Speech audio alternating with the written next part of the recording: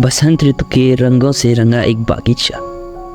उसी बागीचे में आंचल, जो अपने चेहरे के नूर बिखेर देने वाली मुस्कुराहट से जब अनिरुद्ध की ओर देखती है तो अनिरुद्ध की आंखें सावन के रंगों से हट आंचल के चेहरे पर ही थम जाती है। इस समय अनिरुद्ध की आंखें भी मानो तारों की जगमगाहट से चमक उठती है। उनका प्यार किसी कॉफ़ी और उसकी खुशबू सा महक उठता है।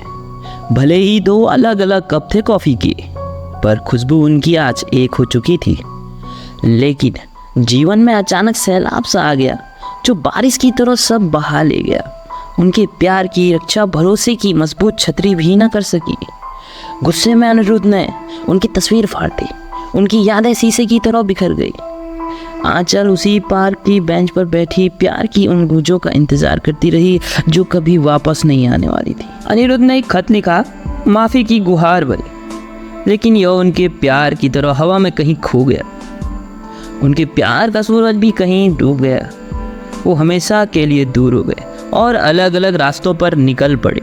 1 साल बाद वर्ष बीत गए और आंचल को तारों से भरे आकाश के नीचे दिलासा मिला। उसका दिल हमेशा के लिए उनके प्यार की मनमोहक यादों से भर आया। अंत में जो कुछ रह गया वो फीकी गूंज थी, जैसे किसी खाली बागीचे में मुरझाए हुए गुलाब के फूल। उनकी प्रेम कहानी जो कभी भावनाओं और सपनों से भरी थी, 2 कप कॉफ़ी के साथ हमेशा के लिए अछूती मौन में समाप्त हो चली थी। समय आगे और बीता। 5 साल बाद आंचल, जो अब बड़ी हो गई है, उसकी आंखों में आंसू है, उसके हाथों में उनकी एक तस्वीर है, वह प्यार जिसे समय मिटा नहीं सका।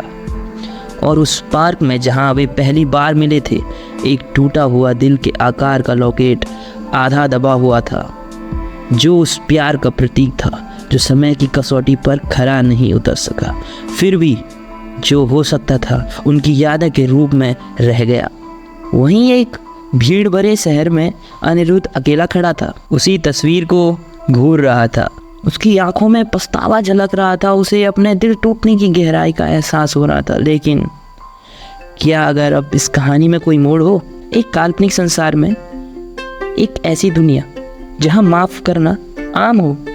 आंचल और अनिरुद्ध ने एक दूसरे को फिर से पाया। उनको फिर से मोहब्बत हो गई, जिसने हमें दूसरे मौके की संभावना के साथ छोड़ दिया गया।